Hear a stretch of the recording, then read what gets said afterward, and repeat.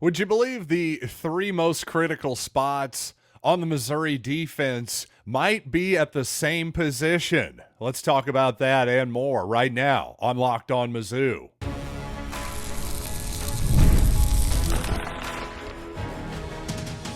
You are Locked On Mizzou, your daily podcast on the Missouri Tigers. Part of the Locked On Podcast Network, your team every day. Hey, all you true sons and daughters, I'm John Miller, your Mizzou mafioso and the merchant of Missouri mirth. And on today's program, I want to talk about new Missouri defensive coordinator Corey Batoon, or the situational master, as Christian Williams recently called him down in Dallas for SEC Media Days. Before I start the program, though, I do want to remind you today's episode is brought to you by FanDuel, and as NFL and NBA, NHL, it's all over right now. The sports calendar, not quite sporting like we want it to, but this summer, FanDuel is hooking up all customers with a boost or a bonus daily. That's right, there is something for everyone. Every day, all summer long. Visit FanDuel.com to get started. And I want to start with what I think are the three most critical spots on the Missouri defense this season. And obviously, there are things that can go wrong for the Missouri offense and special teams and everything else. I've seen it all over the years, folks. I'm not guaranteeing anything, but I think the assumption and certainly the conventional wisdom that I'm a part of right now is that Missouri offense should be one of the elite units in the country this season. So if the Missouri defense can be even just as good, really, as it was last season, well, we should be in for another really, really successful Mizzou football season. So to me, as I've said all along, if you're an everydayer, you're probably going, hey, you know where this is going, right? The secret sauce of the Missouri defense the last couple seasons. Well, to me, it was Ennis Rakestraw and it was Chris Abrams-Drain, the two Missouri starting cornerbacks. So what does that mean? I think on this defense, I think you got to start with Toriano Pride, Marcus Clark, and Drayden Norwood. And I put three guys in there because even though technically there are two starting corners, certainly on the Missouri defense, there are going to be times, just like last season, especially in obvious passing situations, third and longs, where Missouri is going to play a dime package with another corner. Perhaps Pride or Drayden Norwood moves inside in that particular situation.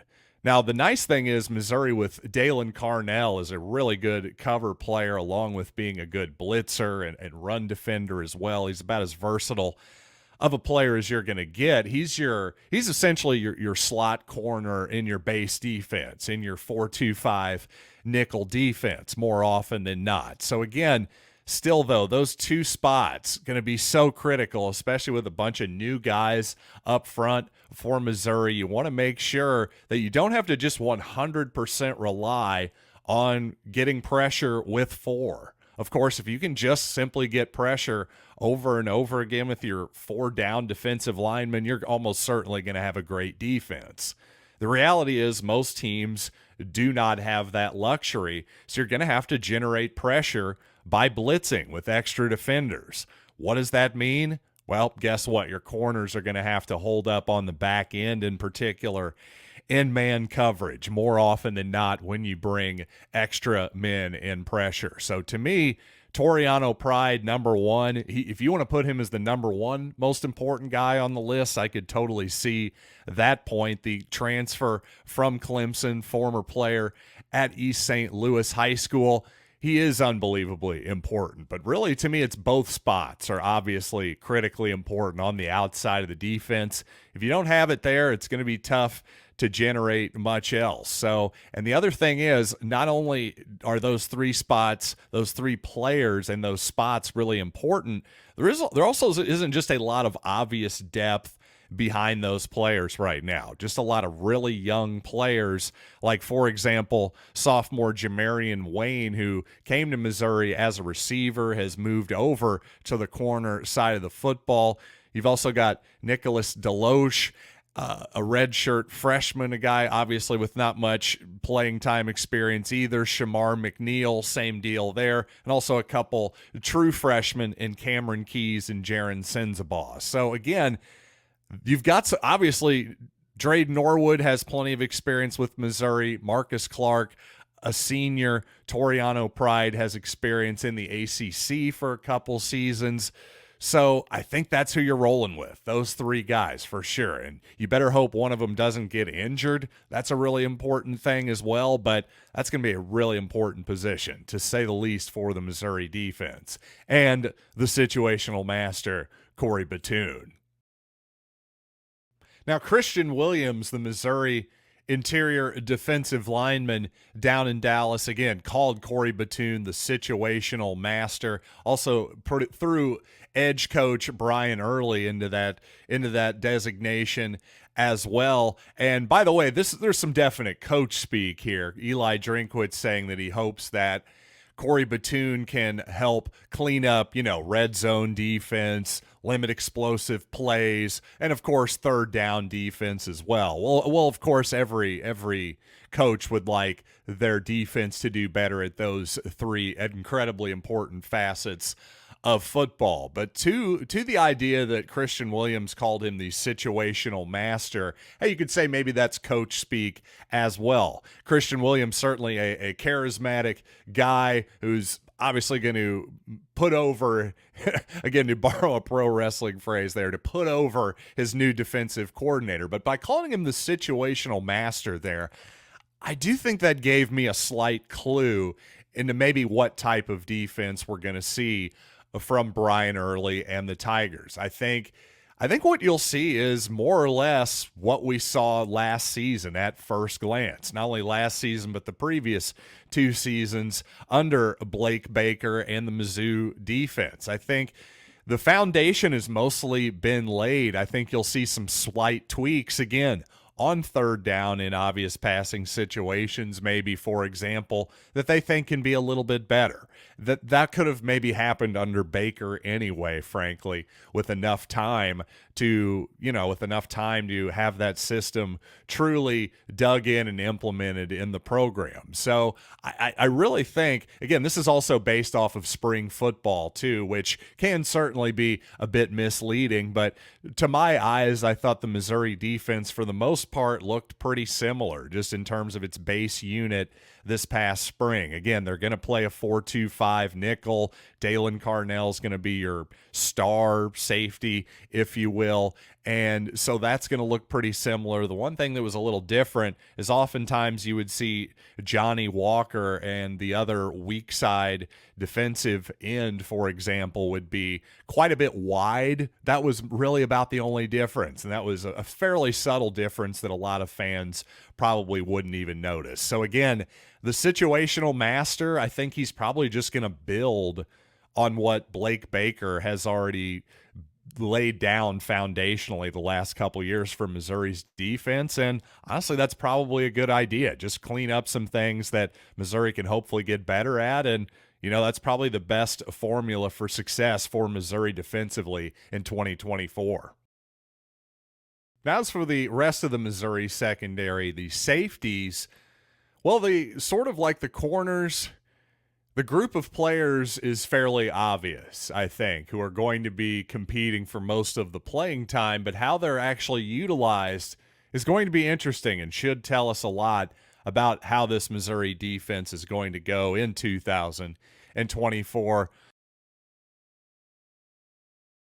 So let's talk about that, but first, yes, this summer, you got to love the summer. But sports, you know what? The sports calendar does dry up a little bit, just like your swimming pool if it's a little bit too hot. You got to put some water back in there, baby. But the analogy I'm reaching for here is that FanDuel lets me keep the sports going just like my swimming pool whenever I want. All I have to do is open the app and dream up bets at any time I'm in the mood. And this summer, FanDuel is hooking up all customers with a boost or a bonus daily. That's right. There's something for everyone every day, all summer long. So head over to FanDuel.com and start making the most out of your summer. Again, hey, the Kansas City Royals and the St. Louis Cardinals, both 60-1 to win the World Series. You want to get nuts? Let's get nuts. So head over to FanDuel.com. It is FanDuel, official sports betting partner of Major League Baseball. Thanks for making Locked On Mizzou your first listen every day. For your second listen, check out Locked On Chiefs. Training camp is upon us. Chris Clark and Ryan Tracy, they're as good as they are in the business, folks. Check them out, Locked On Chiefs, for your second listen today. And as I said in the previous segment, I thought in the Missouri spring game that at first glance, and again, I think you'll see more Corey Batoon in the fall, as the Tiger coaches have alluded to a little bit. I think the fall is maybe where you'll see more of the obvious tweaks from Corey Batoon. But as I was alluding to earlier, in the spring game, it felt like at first glance, for the most part, the Missouri defense structurally at least looked pretty similar. And one of the reasons for that is I saw a lot of single high safety, for sure. So, and that's interesting in some ways, because really the trend in football, especially the NFL, but even in college too, the last season or two in particular, is more two high safeties. Of course, if you're a Kansas City Chiefs fan or just a been an NFL fan in general, you're well aware that's a big Patrick Mahomes thing where, oh my God, this guy is just chucking it deep all over the field. Let's maybe just have two safeties back at all times, even on 1st and 10 or 2nd and 1, and just dare the Chiefs to run the football, essentially, or just to check it down and all that good stuff. Well, I assume that Missouri is still going to play mostly a single high safety look, and Jalen Carlies, for the most part, played that single high free safety to my eyes. Now, they would certainly change it up at the snap, before the snap, and all of a sudden actually Carlies is coming to more of the line of scrimmage or playing the robber spot more in the middle of the field, and somebody like Joseph Charleston, for instance, would drop back and then he would play the free safety. But regardless, whoever that's going to be, it's obvious that Joseph Charleston is going to man one of those two spots. And for a third safety spot, who is more of the traditional strong safety type player, I would say Missouri calls him the star type player, where obviously that's Dalen Carnell. So what does that mean? The third safety spot there, I wouldn't even necessarily call that a strong safety, once again, certainly in a traditional sense. But Trevez Johnson, Sidney Williams played a good bit last year, especially Trevez, it seemed like, down the stretch for Missouri, got more snaps to my memory. But Marvin Burks, who's a young player for the Tigers out of Cardinal Ritter in St. Louis, played a decent bit last season for the Tigers as a true freshman. I think there's a chance he could bubble up the roster, and if not be a starter for the Tigers, certainly take a lot of reps this season, which could be a good thing. Obviously, some of these guys have different skill sets, different strengths, so all the depth and versatility you can have, especially at the safety position, is really important these days, with the versatility of the run game, the passing game, the whole deal. And some of you who are everydayers might be saying to yourself, now wait a second, I thought this was a Missouri football and basketball show. Well, hey, fair enough. That's actually a fair criticism at this point. I've certainly been pretty much 100% basketball focused, at least 90% basketball focused here in the last few weeks. But to be fair, that tends to happen after an 0-19 basketball campaign. But having said that, I am very optimistic about the Tigers this season, and we'll certainly get a lot more basketball talk here as we get closer and closer to November. But I have to say, it's not just Missouri. There's just, over the years, there's just less and less college basketball talk nationally. And that's not unique to college basketball. One thing I've noticed is that through the sort of slow death of SportsCenter,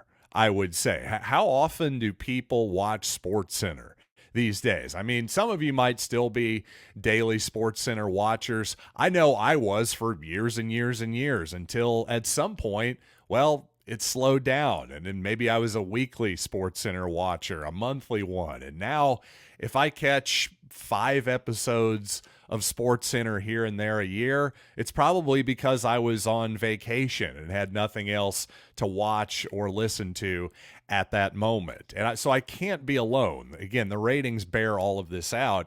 And all of this is to point out that I think that, in particular, college basketball, Major League Baseball, and hockey, among others, these team sports that are huge parts of American society that are slowly but surely just not as much of a part of the national conversation.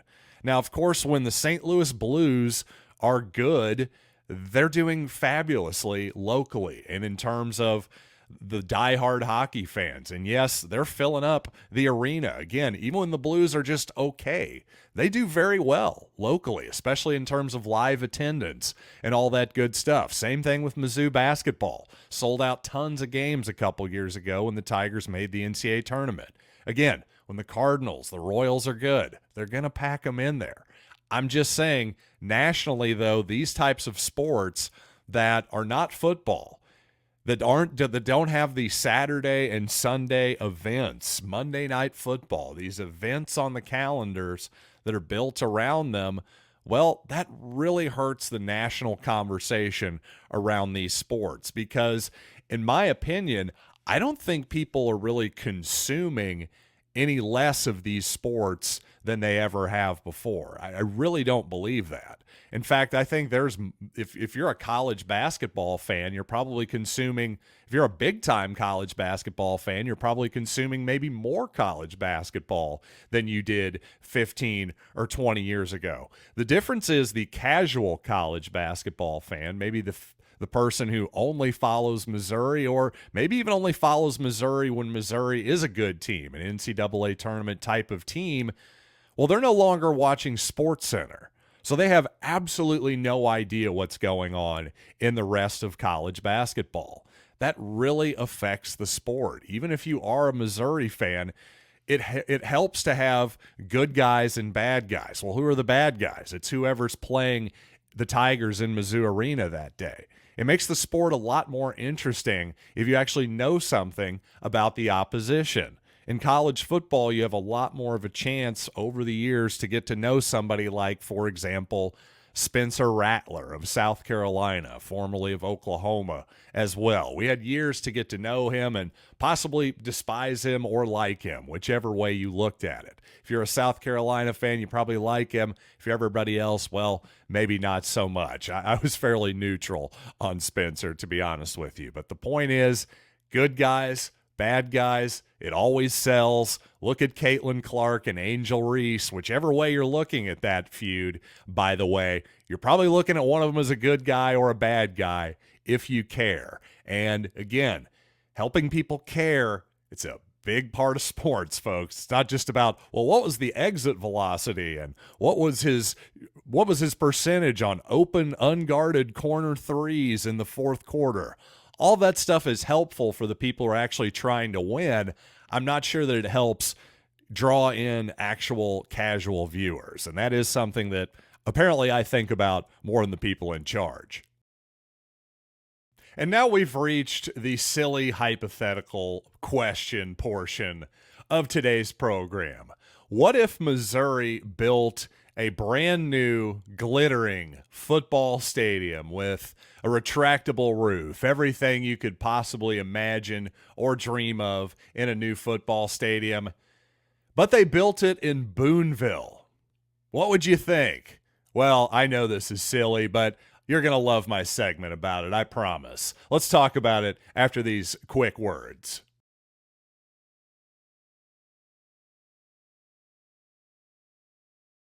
So again, the silly hypothetical question here, and by silly, I mean wholly unrealistic as far as I can tell.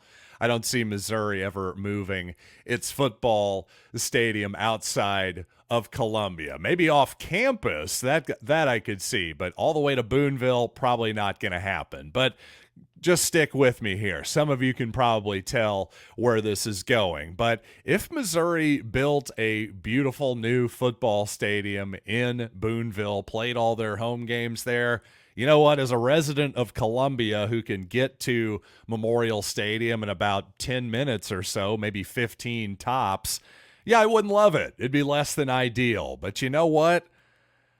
I'd still go to the games. I'd still root for Missouri. There's no question about that. Yeah, it would definitely add another hour or so round trip to my trek to the stadium in Boonville. But what are you going to do? For those 6 or 7 home games per year, I would certainly put up with it. So, and my point here is, yes, there's been a lot of debate among Missouri fans. What if the Kansas City Chiefs end up moving to Kansas? As well, obviously the state of Kansas has been pushing really hard to try to lure the Chiefs over to that side of the river. And you know what? If I'm the Kansas City Chiefs, I understand certainly why they're playing, kind of both sides against each other, if you will. Personally, I think what's going to happen, the Royals will end up in downtown somewhere. The Chiefs will stay right where they are and take over that space that the Royals used to occupy as well. I think so far you've just seen, a bad proposal by the Chiefs, quite honestly, frankly an embarrassment and a loss by an organization that hasn't taken a lot of them lately, putting Patrick Mahomes and Travis Kelce as the public face of this thing that went to a vote among the Jackson County voters, and they went, no thank you. We're actually good on this stadium proposal. So a little bit embarrassing there, but I think ultimately the Chiefs will, in the state of Missouri, will figure it out. Regardless, again, the point here is that a lot of Missouri fans, especially on the St. Louis side, who are probably still a little bit understandably upset about the Rams leaving St. Louis, are saying, ha ha, the Chiefs are moving to Kansas, ha ha ha ha ha. And I get it. It's less than ideal, but my team is basically moving, 20, 25 minutes to the west, and I'm supposed to, give up on Patrick Mahomes and Travis Kelce? I think not. Again, I wouldn't be happy about it if that really happens. I don't want the Chiefs to be in Kansas. I'm not sure that I'd be going to as many games, that's for sure. I'm certainly still going to be rooting for the Kansas City Chiefs, though, unless they move to, frankly, if they move back to Dallas or something, okay, now that's a whole other discussion. But again, if you're just moving 20 miles away or something like that, I don't know, that seems a little crazy. Again, the point here is that if Missouri moved to Boonville or Jefferson City or something, yeah, I wouldn't love that either. It'd be less than ideal. But guess what?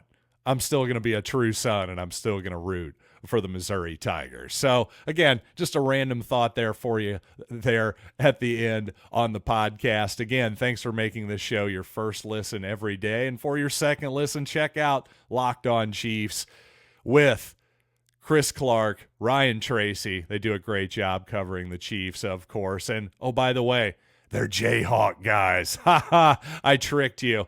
You know what? I just had to actually had to disclose that there at the end of the show, just so we're all honest with all you everydayers out there. But you know what? Until next time, I am John Miller, and thanks as always for listening to Locked on Mizzou.